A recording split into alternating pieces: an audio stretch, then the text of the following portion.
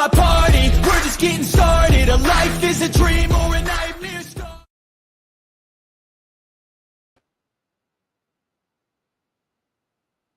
Something is on double here. Let me figure out that. There's that one right there. And that one is good right there. Hopefully, could somebody give me a 5x5? That would be super duper in the chat. Looks like the viewership is, wow, it's really super slow this morning. But let's go with Rose first, JB the 25th, number 2, and Light Raider, you are the third. Tina Price is also in the house. Boom, and boom, and boom. And we're going to frickin' we got a 5x5. Cindy Hoff showed up. Good morning, Cindy. Good to see you. Good to see you. Let's see here. I'm going to have to check a few things, but nothing crazy. Nothing crazy. We're going to kind of wait for the room to fill up just a little bit and see how things are going. If you guys did not see it yesterday, I did a video for a company called Retevis. It's a radio company. They gave me one of their Alluance HD2s, which is not a bad radio, but you've got to be into DMR, digital mobile radio. If you're not, then the radio is not for you. It is not for preppers unless you want to do DMR. It does a few other things, but I feel like the radio was a little limited. Also, the company did reach back and talk to me about some of the things that I said. It was not that they didn't like it. They were just clarifying a few things. And the bottom line is that you can actually update the firmware to make the screen easier to view, which doesn't make any sense to me, but I'm going to believe them. It's their company. If you want to check that video out, make sure you go ahead and do that. Let's see here. All right, so we got 11 people over there. We got 4 people over there. Currently, YouTube is in the lead. Good morning, Preston, my friend. Good morning, Ian. Good morning, Chair Bear. And good morning, Andy. First on Rumble. DMR is good for security. It is to an extent. Anywho, like I said, if you want to get a radio like that, go look at the video. You'll see what I'm talking about.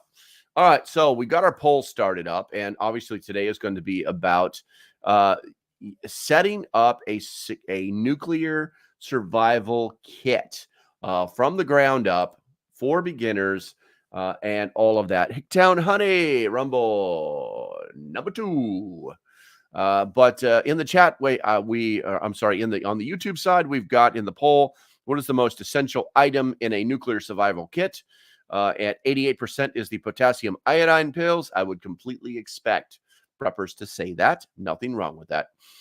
Geiger counter is rolling in at 22%. And looks like people are putting votes in as I say this. So everything I'm saying is wrong. Potassium iodine, 78%. Geiger counter, 22%. And gas mask and Faraday bags are at 0, which is incorrect. But we're going to continue to move on. We got Living in 1984. Good morning, my friend. Good morning, my friend. How is the great UK2? And Trevage, Trevor, Trevrage, Trevage. You are deterred. Good morning, my friends. Good morning. Big Prepper, good morning. Good morning. I'm glad to see. Hopefully the notifications are going out. Hopefully somebody told me that they didn't get a notification until 10 p.m. the Pacific time after I had actually gone forward and done the live stream and everything. So like 12, 13, 14, 15 hours later, they get a notification. Let's see here. Living in 1984 says not good at all. In hell in my area. If you guys don't know this, living in 1984, I just call him 1984. He's in the UK and going through some crazy stuff with both his government as well as the immigrant or migrant situation that is happening over there. Remember, guys, everything that happens in Europe basically takes about 30 days to reach us. And hopefully we won't have the problems that they are because we didn't give up our pew-pew-pew-pews. In fact, there was a story this morning about a little girl that was just randomly attacked and stabbed at a freaking baseball game. by an immigrant, and they have him in custody. He does not look like he's psychologically all there. He literally looks like the kind of guy who pulls out. He either has mange or he pulls his hair out. Yeah, it's not good. Come to find out, yeah, he's been here before. He's been deported before, and he's got a criminal record here. Oh, magical! How did that fricking happen? Anyway, let's see here. Ian says most radios are analog and cannot receive radio transmission from digital radios. Yeah, if they're in DMR mode, correct. But once again, I am not a DMR guy, so I will not be speaking about them. I am not a hamhead. Chairperson says if no notifications, unsub, then resub and re-click on all notifications. That's one way to get them back. Absolutely true. But here's the thing. If you're not getting your notifications and you're not seeing my videos, and then you can't be notified, so you don't know to go fix it. Until one day you go, wait a minute, I'm not getting notifications on that guy's videos. I should go check that. All right, so looks like we're clearly at 75% potassium iodine pills and 25% Geiger counters.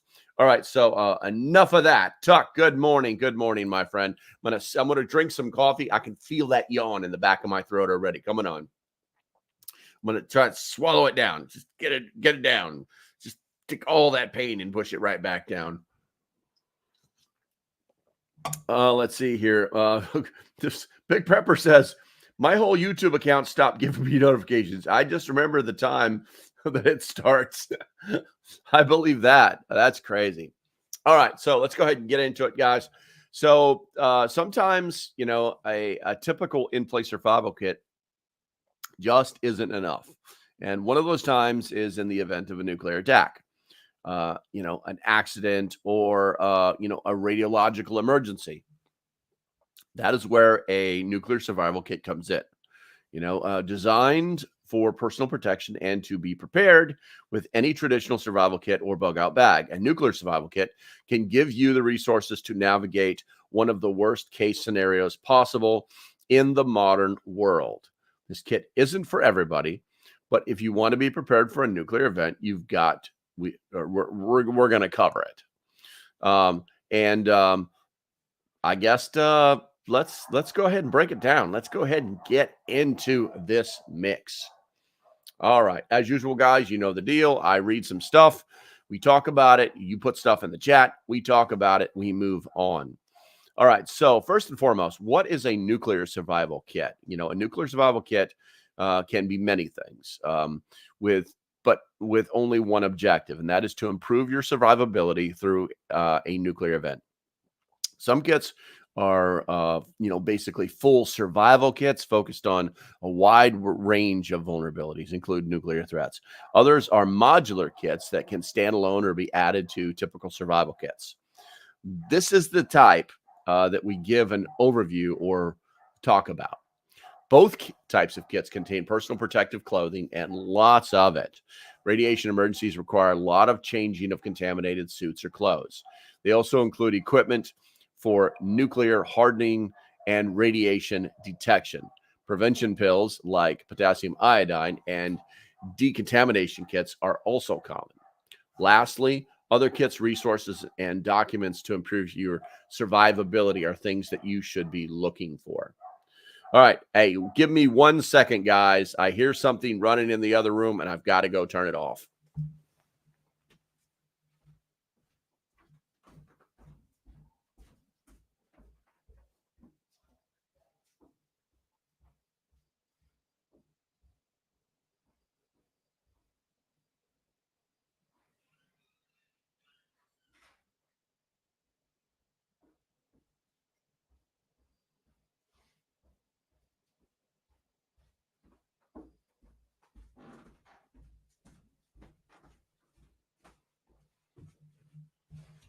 Okay, so sorry about that. Things happen. Hello, King.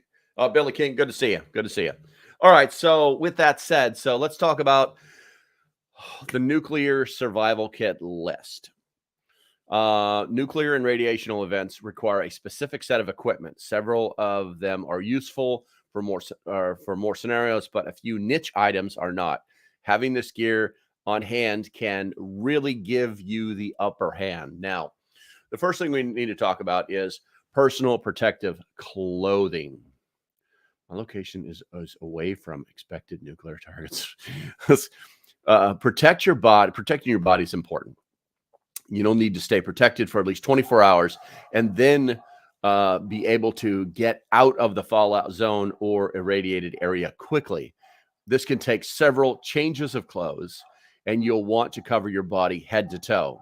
You also may want to not to inhale or ingest nuclear particles.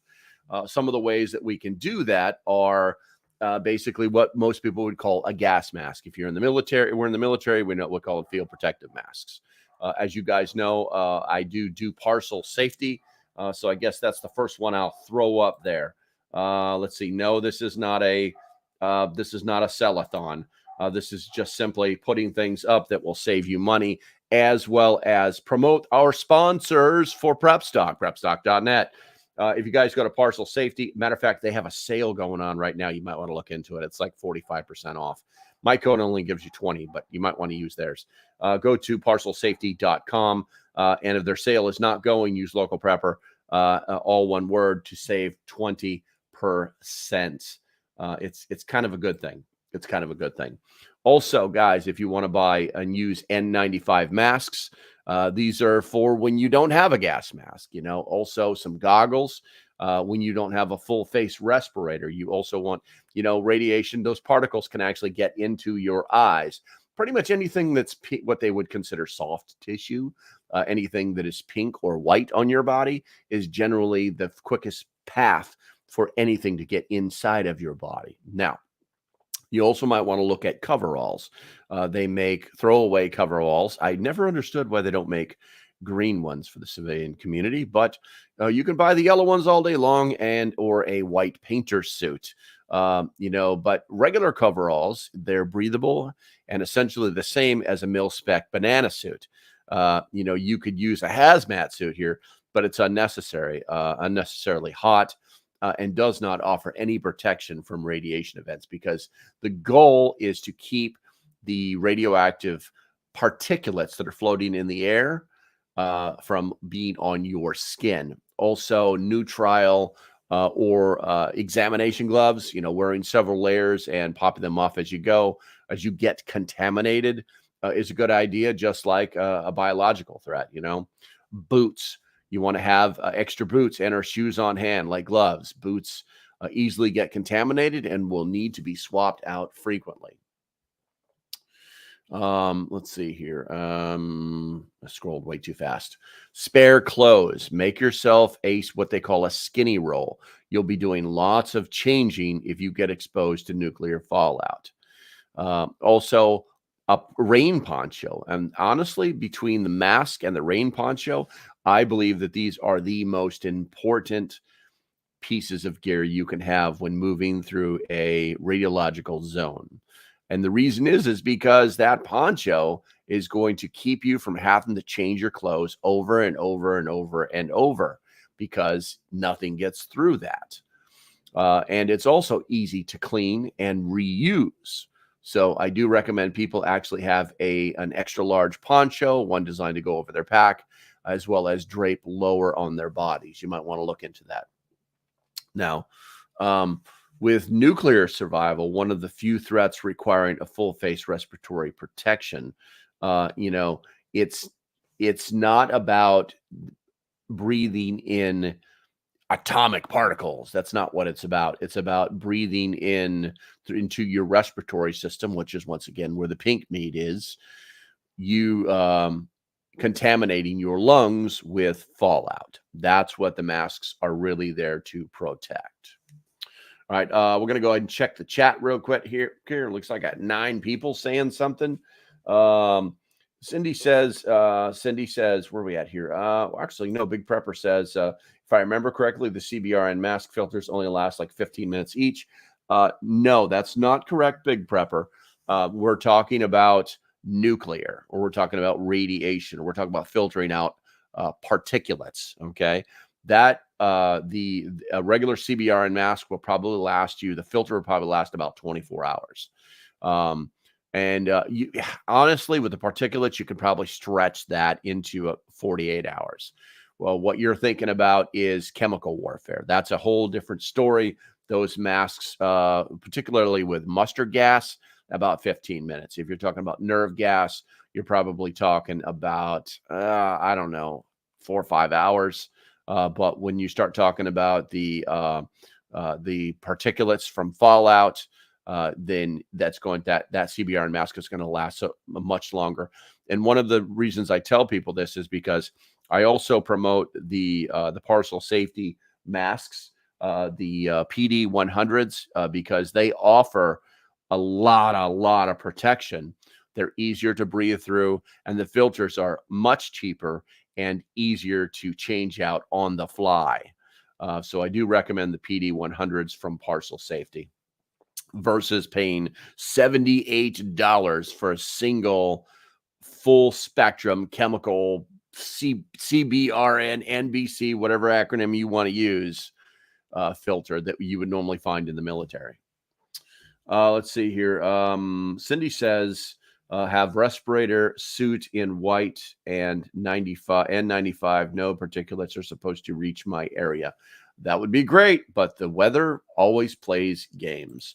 Jordan O'Neill says, would you say PVC coveralls for fishing is better than cloth coveralls? Yes, but they don't breathe. That's the only drawback. But yes, as far as protection goes, yes. You may actually even be able to reuse those as long as they haven't become completely irradiated. Nick showed up. Good morning, my friend. Good morning. And Light Raider says, depends on the concentration level. Very true. A lot of things we're talking about here, guys, are situational. They're all constant moving variables that you will have to adjust to. Let's see here. Cindy Hoff says heavy duty garbage bags in lieu of rain poncho. Yes, that would work. The problem is it won't actually cover your head. The rain ponchos are ponchos in general. In the military, that's one of the things they teach you how to use. In the event of a chemical attack, they teach you, they only give you like 90 seconds to get underneath your poncho with all your gear. It's actually a drill that you do in recruit training.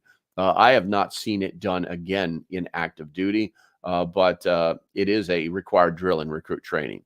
Also, when you put your gas mask on, civilian gas masks don't have hoods unless you buy one that way, but they don't have hoods.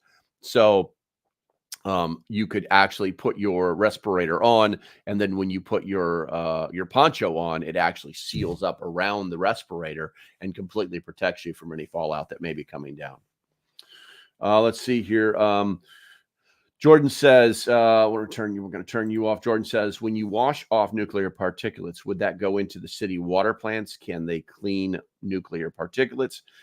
Honestly, I don't know, Jordan, but I would say no. And the reason I would say that is because the city doesn't generally get their water from drainage. They get their water from water sources. And I would hope that those water sources would have tubes that are underwater, and there's going to be contamination. I can tell you that there's going to be contamination, but it would be the amount and the amount of time that it would be necessary to get that contamination into the water system. Debbie, good morning, my friend. Good morning. Self-defense prepping says, West Virginia Pappy. Sup. Let's see here. U.S. nuke map to simulate a nearby explosion and see which way the fallout goes. Very true. If you guys are not familiar with something called nuke map, look it up. We're not going to do that here today because we have too much to cover. But nuke map, the problem with nuke map is you actually have to theorize what type of weapon would be used in your area, and then it would give you an idea of what is going to happen. Let's see here. Cindy Hoff says duct tape and have a pre-made hood. That's one way of doing it, or you can just put your poncho on. Let's see here. I know this sounds stupid. No such thing. Well, I'm going to read it anyway, Nick. Let's see how dumb it is. What is your opinion on the hazmat masks and filter on Amazon? Nick, I think that is better than nothing. I think that obviously you're going to get what you pay for. I have a mask. Hold on.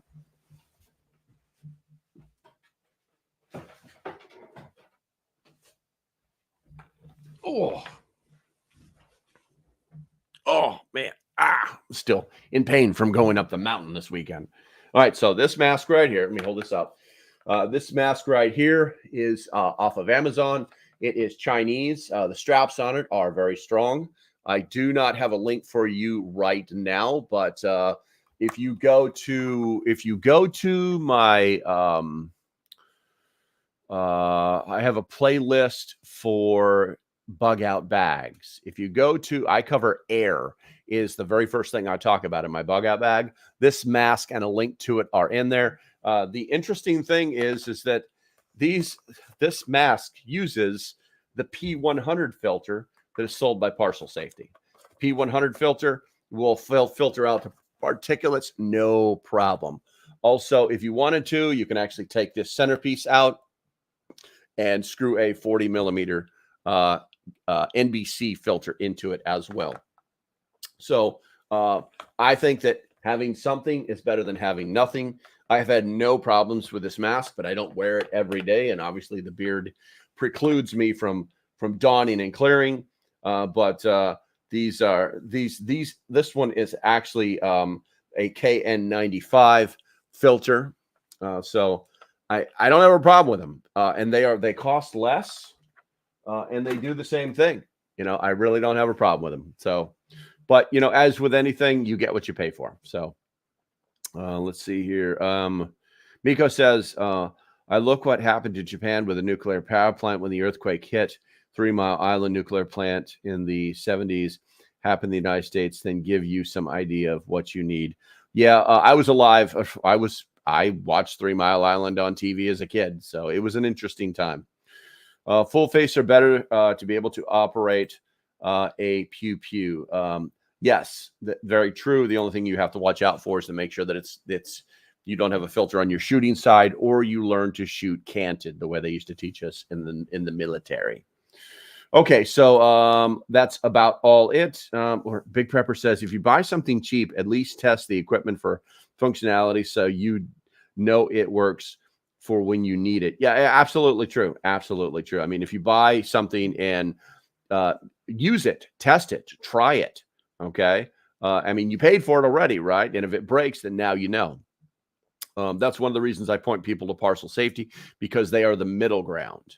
You can go to Mira if you want to. Mira makes the best gas masks on the planet, but you're going to pay through the nose for it. Full face works if you don't have a beard. You need a full bodysuit if you got hair all over your body. I got you. Don't drink milk before the test. Okay, I promise I won't. I'll just drink coffee. All right, so we talked about that gear already. Now let's talk about some different gear. And I see we have 22 votes already inside the poll, which we will look at here shortly. So the next thing we need to talk about is nuclear hardening gear, okay? Hardening is difficult after the fact and needs to be done ahead of time. Here's a few things that we can talk about for you to think about, okay? First of all, Faraday bags, Faraday cages, whatever you want to call them. They're going to protect your critical electronics and communication devices from an EMP. Now, we've talked about building Faraday cages out of the, where is it at? Do I have one like handy? I do not. Everything is out of reach. Everything is out of reach. I've literally got got radios like 2 arms length away. I got a Faraday bag that's 1.5 arms away. I mean, oh, there we go. There's a small Faraday bag right there. There's 2 of them. But anyway, so I do recommend people have actual Faraday bags. I showed you guys that one that company sent me the other day. It was a really good piece of gear. I do like these Houdoufis. There are some better ones out there on the market, but I've tested these and these work just fine. The preface is that you just put, you've got this metal mesh inside. You just put your gear inside there, and then you roll it, and then you put the Velcro on it, and then it seals it up. They also come in different sizes. I do recommend that you have some of these. When we had that coronal mass ejection scare about a month and a half back, I still have stuff in my Faraday cage I need to get out. I normally keep certain things in it, but I really wanted to plus it up, so I just started tossing gear in there when I heard that it was coming. So that's just to be prepared. It's not like a freak out mode. It's just to be prepared. But I do recommend you look into Faraday bags at the minimum. Also, sandbags. When the only thing else there are charts, there are diagrams that you can download. I'm not going to tell you how or where or whatever it may be, but you can actually go after this information yourself. It's very simple to get online. They're PDFs. They're from the government. They're from the 40s, 50s, and 60s. And they talk about how much earth you need in between you and anything radiological to protect you. So you might want to think about sandbags. You also want to make sure that you have a shovel, because there's nothing like trying to fill sandbags with your hands. I've done it. It super sucks. Also, how much earth do I need to pile up next to my house? Things like that. So let's see. The next thing you might want to think about is radiological detection gear. Now, let's not go crazy with this, okay? But we're going to talk about it. So detecting radiation and having a comparison against background level is important to know what sort of danger you are in. Here's what we suggest. Now, obviously, you can get yourself a Geiger counter. That way you can check yourself, your food, your water, your home. A Geiger counter is an invaluable tool in a radiation event, because it's like, hey, maybe you found like a cache or out someplace, right? Or maybe you're trying to figure out if this guy who's just come up to you is like just a walking light bulb. He's just a plutonium, with arms and legs. So you could actually like check this guy. There's another device also called a dose meter. Sometimes they're on cards, sometimes they're electronic. And what a dose meter does is it's the cheapest way to do it.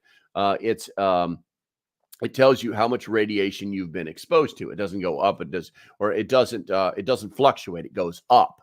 So the idea, and when we worked, let's just say I used to keep one of these things clipped to me. And that way people could see whether I had been irradiated or if they had been radiated, and the card changes colors. You can actually buy them on Amazon, and you would actually know if you had been like, oh my God, we're at 100 rads. Time to go, guys. The card's completely useless at this point, but it did its job. It warned us. Okay. So you might want to look at that. Also, we some of these gadgets that they sell, guys, you're going to pay through the nose for.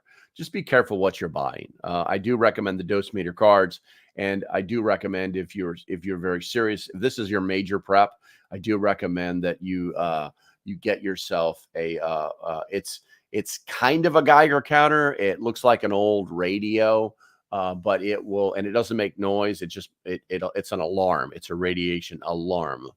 And so those are neat little gadgets if you want to pay a little bit more money. But the dose meter cards, they're cheap, and I do recommend that you have them in your kit. All right, so we're going to go to the chat here real quick. Let's see here. Milk messes up the test. I got you. Let's see. Nick says, I don't have a beard. My wife hates it when I try to grow one out. I started growing my beard in November of 2019, and it hasn't gone away. I think I've shaved it one time, and the girlfriend was not happy. Let's see. Jordan says, remember the NBC chamber? They would tell you that they would never tell everyone to drink milk first. Let's see here. Cindy says, cheap garbage can Faraday with aluminum foil seal. Yeah, exactly. I have one myself. But what you do, it's called a metal ash can, or mine is a metal ash can, but you can also buy large ones. It doesn't matter. The difficulty is that you need to find one that is not galvanized. That's a real trick right there, because the galvanization is a problem. It basically negates the entire Faraday cage.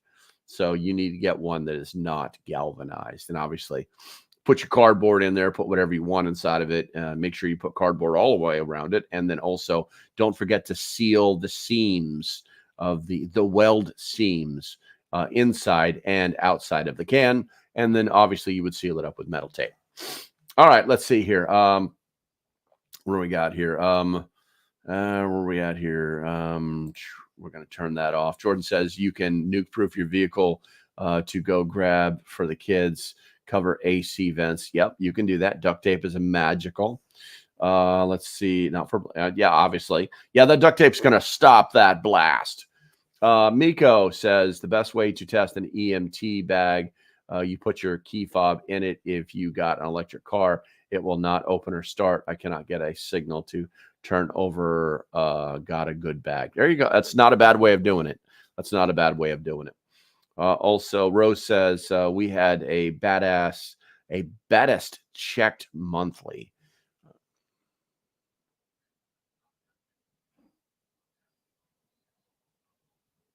Sorry, I'm reading this. I'm trying to read between the line. I'm just going to read it, Rose.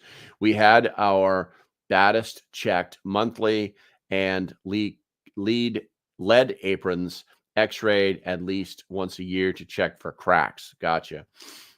Nick, can't see you without your beard. Link dose meter cards. Oh, all right, Cindy. Hold on a second here. I don't know why I can't do that from here. I can't. Son of a biscuit. Let's see. Let me try. Let me try here.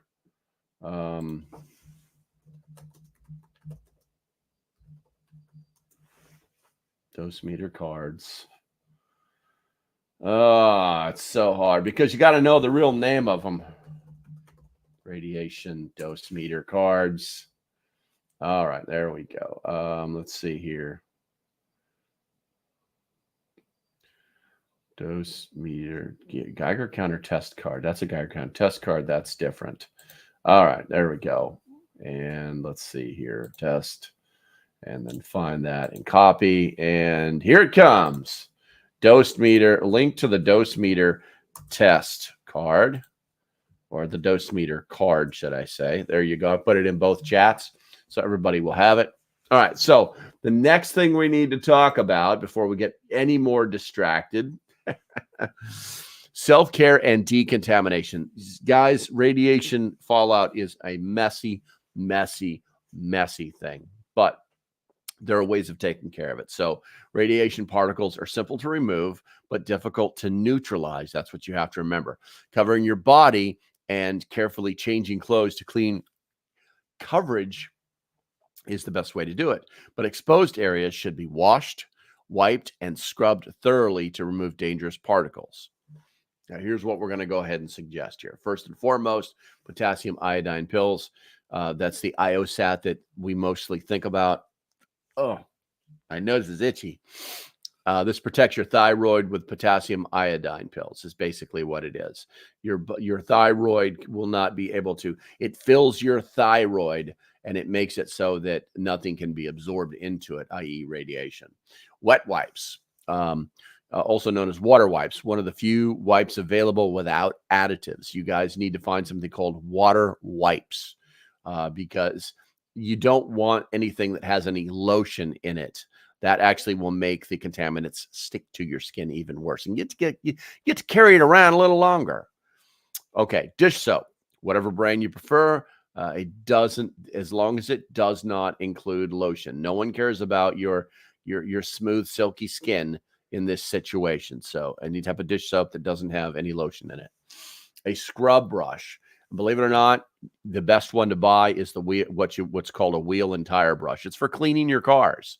It's a long bristle brush for scrubbing decontamination. The military uses the same exact stuff in their chemical warfare suite for decontaminating clothes, vehicle, people, whatever it is.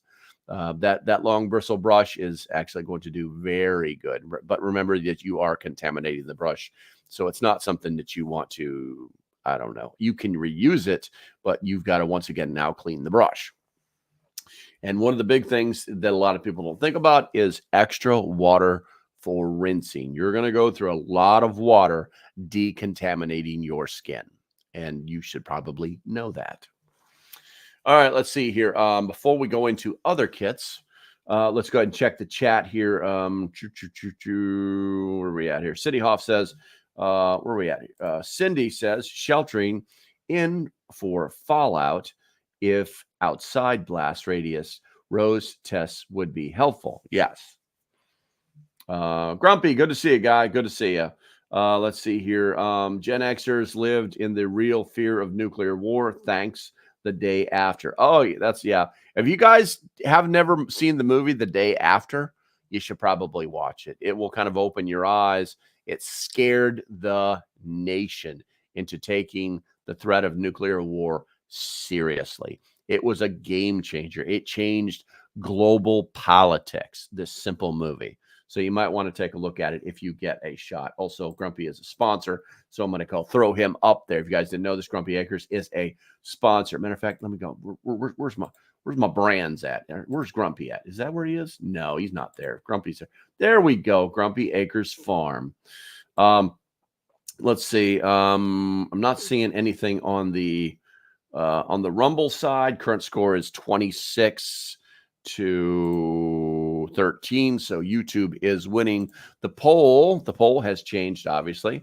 Threads was The Day After on steroids for fear. I don't think I ever saw Threads. Grumpy. Miko says The Day After. That was an awesome movie. You definitely got to watch it. It's eye-opening. Yes, absolutely. Going back to the poll, we've got 24 votes. What is the most essential item in a nuclear survival kit? Obviously, as I go through and inform you of certain things. What is this phone doing? Nothing good. The polls change. So now it used to be 75% potassium iodine. Now it's 58%. Geiger counter, 21%, gas mask, 12%, and Faraday bags at 8%. So things are going to change. Things are going to be fluid. Let's see here. Tuck says, I watched The Day After in kindergarten class. Good times. Yeah, I mean, it was TV was very real back then, guys. I watched the space shuttle explode while I was in my classroom. We were, oh, a space shuttle got what? Yeah, got to watch the space shuttle and explode, and the teacher didn't even get up to turn it off, so our feelings weren't hurt. That she was just like, well, this is what we're watching. So yeah, that happens. That's a great thing. All right, so we're going to go ahead and move on to other kits and documents. This gear, let's see here. There are different ones that you can go after online. And one of them is called the Home Survival Kit. You can do the Food Pantry Stockpile. You can do a Bug Out Bag Kit. You can do an Everyday Carry List, a Shelter in Place, and a Bug Out Vehicle List. But you should also have Nuclear Survival Guides as a reference. If you just look up Nuclear Survival Guides and then put .pdf, it'll bring you to a whole buttload of these things. All right, so now we start talking about the real world. Now, what happens if you don't prepare? So hopefully nothing, the chances that you encounter a specific nuclear event or a radiation emergency are low. But the world is never changing place, and the threats tend to compound and escalate, which is what we keep seeing. There have already been 2 nuclear attacks, at least a dozen documented nuclear accidents, and countless radiation events. Now, while specific threat is small for individual scenarios, the cumulative probability is higher than most people consider. If an event does occur, the unprepared outlook is very, very grim.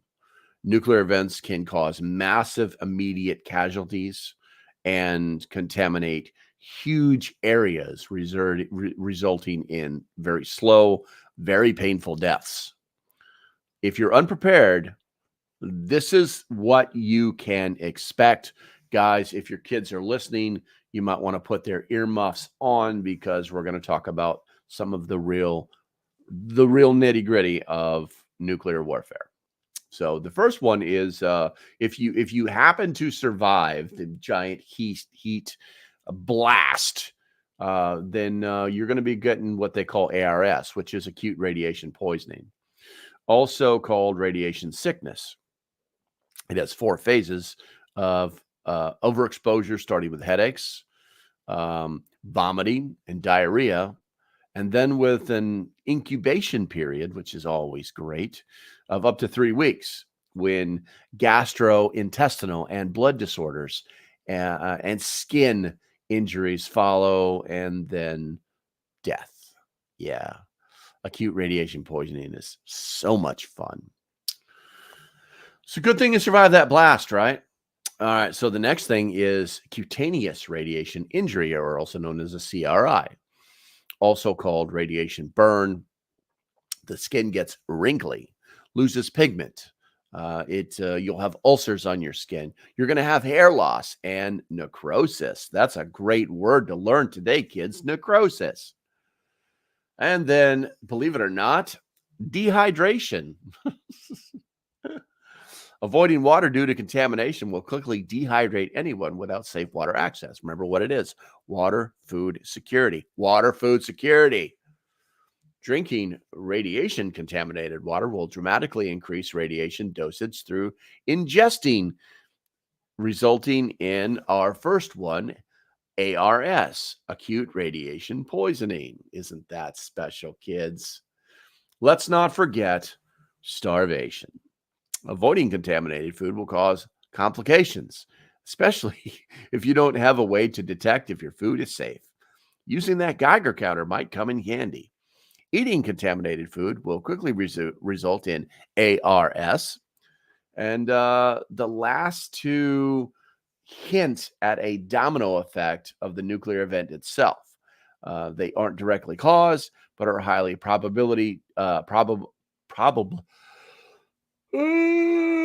There it is. But have a high probability due to unavoidable supply chain infrastructure, and, well, you get the rest. So it's all connected, guys. It's all so much fun. I got some people posted in the Rumble chat. Let's take a look what that is. Hickdown Honey says, if I'm home, it's the backhoe for moving dirt. There you go. That's true. That's true. Got to check out the chat on the YouTube side. Where are we at here? Heads up, Sportsman Guide still has surplus radiation detectors in stock for $119.99. There you go. I like that. We're going to pop that. All right. What do we got here? I didn't scroll far enough up. Let's see here. And YouTube got the nuclear declassified test of the military online with us. The U.S. military test is, I have nuclear bazooka. Okay, Miko, I couldn't understand anything you just typed, bro, but I appreciate you. Let's see here. Best plastic mill thickness for covering windows, doors, etc. Yes, you can buy plastic in rolls, and you can get it in several mills. Read the package. But you can actually get it in rolls that are giant. They're normally used for painting, but you can probably put it up in your windows too. Let's see here. American Civic Teacher. Wow, I don't recognize you. Welcome to the channel. Make sure that you hit that thumbs up button, because if you teach civics, I like you. Let's see. YouTube channel Shrouded Hand just did a video on Hiroshima titled "The Ant People." I got you. Maybe we'll watch it. Let's see here. Cindy says series Jericho is good too. Let's see here. Let's find something with substance. Ian, funny side note, there was talk of having a big bird on the Challenger shuttle before they chose the school teacher. Oh, we could have gotten rid of Big Bird. That'd have been kind of neat. Let's see here. Grumpy says, took that on your face when you realize the internal perimeter you'll be manning during a broken arrow or burning spear is inside the radiation danger zone. Yep, got to protect those suckers and get irradiated. Let's see here. Multiple blasts in Jericho, actually not EMP. GP5 safe. Okay. Errol Yazik, I don't recognize you. Thanks for stopping in. Make sure you hit that subscribe button. I'm here Monday through Friday, 9 a.m. Eastern time, as long as I'm still breathing for some reason. All right, so let's go ahead and talk about something a lot of people never talk about. They never talk about. It's called time distance shielding. It's actually a way to mitigate certain radiation issues. And you have to think about your time within an irradiated area in this manner. So please pay attention. So the best remedy for radiation is preparing to protect yourself using time, distance, and shielding. Now, the first thing is time. Reduce the time exposed to radiation to reduce your exposure and dosage. Our bodies can receive certain levels of radiation, but only for specific periods of time. Okay. The next thing is distance. Increase your distance from the radiation source to reduce your exposure and dosage.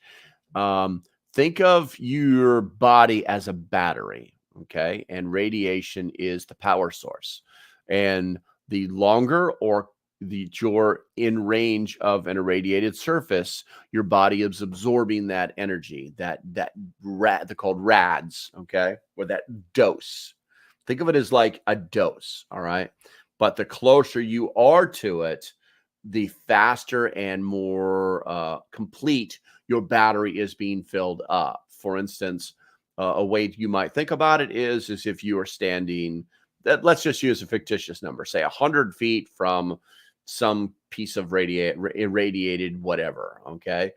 And you're feeling your body is getting that radiation in a very trickle charge type of thing. You stand 50 feet from it, and now it's like you're using a high-speed charger for your cell phone, okay? You're getting it much faster. So think of distance as your friend. Shielding. Place materials between you and the radiation source to shield, okay? It's also known as the R value. Yourself, reducing exposure and dosage. These are basically nuanced and let's not even talk about that. The shielding. Let's hit shielding first. So in many of the documentations that you could get online for free, it talks about putting dirt up around, getting in your basement and then putting dirt up around your basement.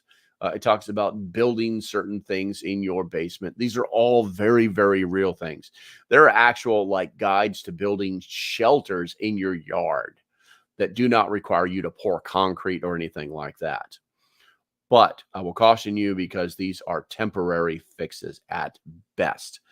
So be aware of it. Now, there's certain nuances to this, the time, distance, and shielding paradigm or pyramid of protection that we want to think about. So one of them is radiation time exposure, limiting your time exposures to radiation. And it can be one of the easiest things to do if you're able to get mobile. You're walking around, your card turns bright orange, and you go, oh my God, let's go in the opposite direction.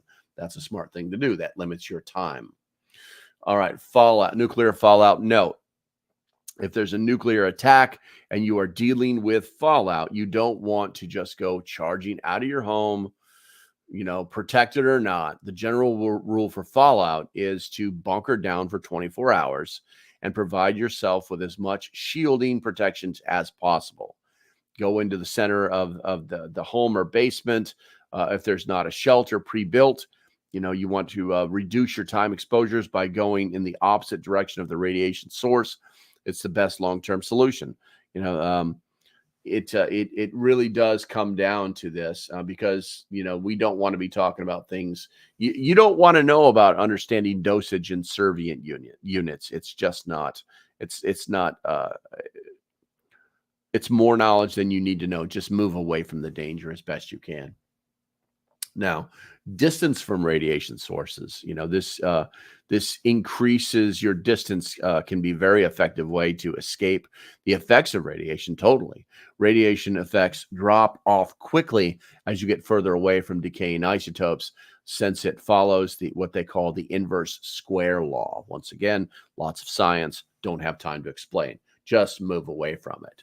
Scattering and absorption also reduce the effect over distance. So it helps tremendously to put some distance between yourself and fallout areas and other radiation sources. Now, when we talk about shielding may require some pre-planning, but it can be one of the most effective ways to mitigate radiation.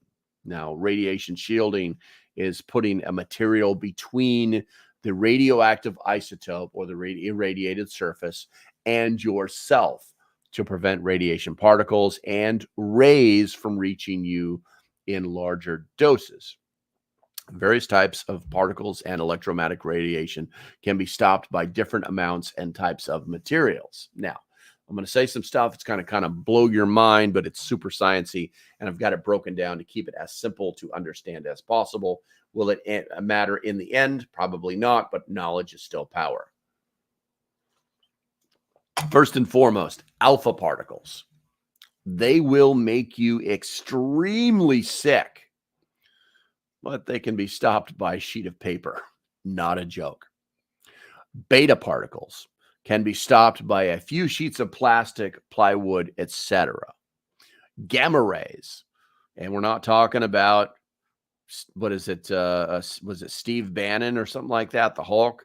But gamma rays, several inches of lead is needed to shield several feet of concrete or several yards of earth to protect you from gamma rays. Yards of earth.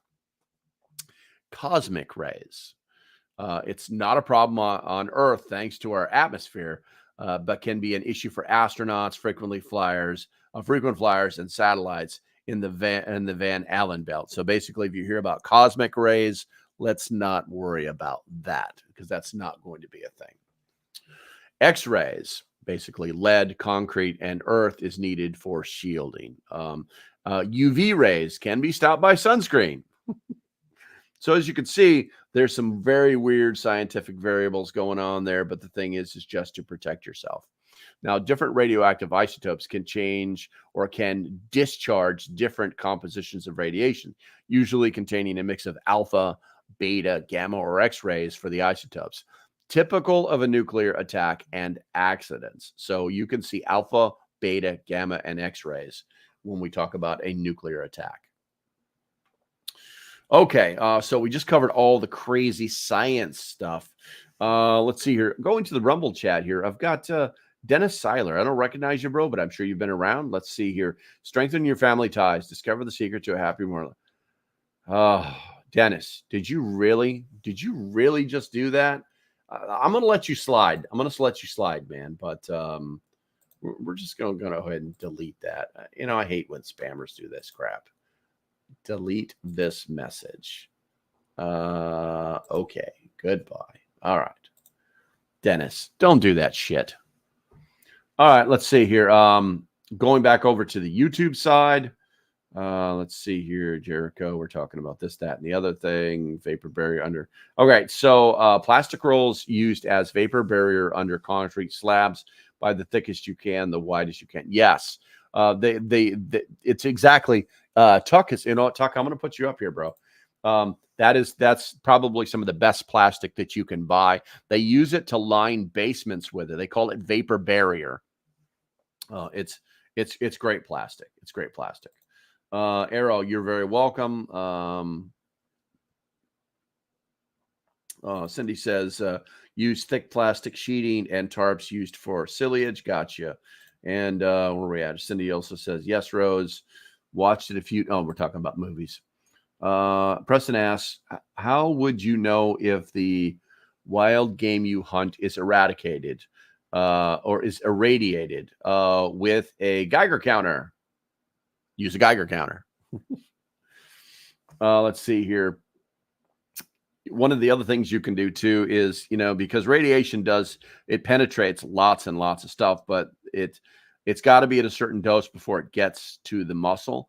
So you may actually be able to cut open a wild animal and use the detector kit or the detector device on the meat. And if the meat has not been irradiated, then you just skin it and make sure you got to be like super careful not to mix. You know what I'm saying? Not to contaminate it yourself. You might be covered with the stuff, but you may be able to get away with it. And cooking does not take the radiation out. But that would be my quick, easy, and uneducated answer to that, applying common sense. Let's see here. Cindy says, had to wear protective equipment in the late 80s for tiny samples of nuclear physics labs, lead apron, etc. I got you, Cindy. Half-life of material in the bomb, etc. is critical. Yes, it actually does start to decay at a certain point. And then Preston looking for radiation sickness symptoms in the game and Geiger counter, I believe. Yes, 100% true. Hicktown Honeys on Rumble says, do you think emergency services would literally inform you of the type if radiation that had been used? Likely no. They're not going to tell you anything. If you're lucky enough to be treated for radiation poisoning during one of these events, they're not going to be like, oh yeah, you got hit by some gamma rays. That's not what they're going to say. They're just going to say radiation poisoning. All right, let's see here. Let's see. Tuck says we're circling right back to stored food. That's right. Water, food security. Let's see. Cindy knows a lot about this stuff. I think we found our local radiation clientele here. Are the rays multi-directional or linear? ? So only have the block side or also roof, so a root cellar or underground necessary. They normally say to the general idea is that you protect yourself underground because you're only being forced to protect 1/4 of your area, basically above you. There's ways around this, but once again, the science is clear. Being in some kind of protected area, not just a home, is the best way to do it. But once again, you are limiting yourself. And also, hey, listen, if you guys think you're going to live in this tiny little bunker for however long, I've got 2 words for you that will change your mind and make you think about these shelters more directly. And those words are poop bucket. Let's see here.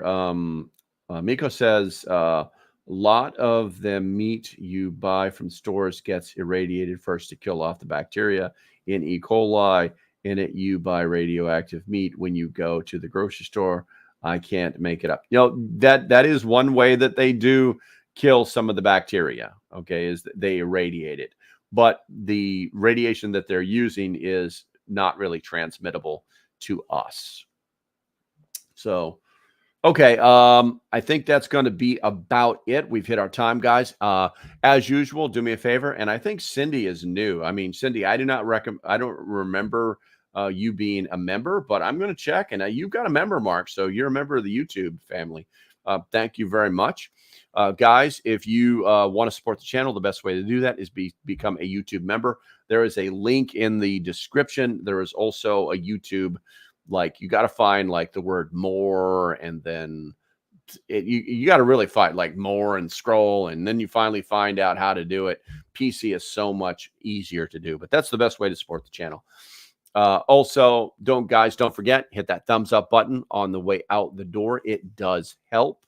And before we go, we're going to look at the poll. The question is, what is the most essential item in a nuclear survival kit? And we have 29 votes, which is pretty freaking awesome considering there's 28 people here on the YouTube.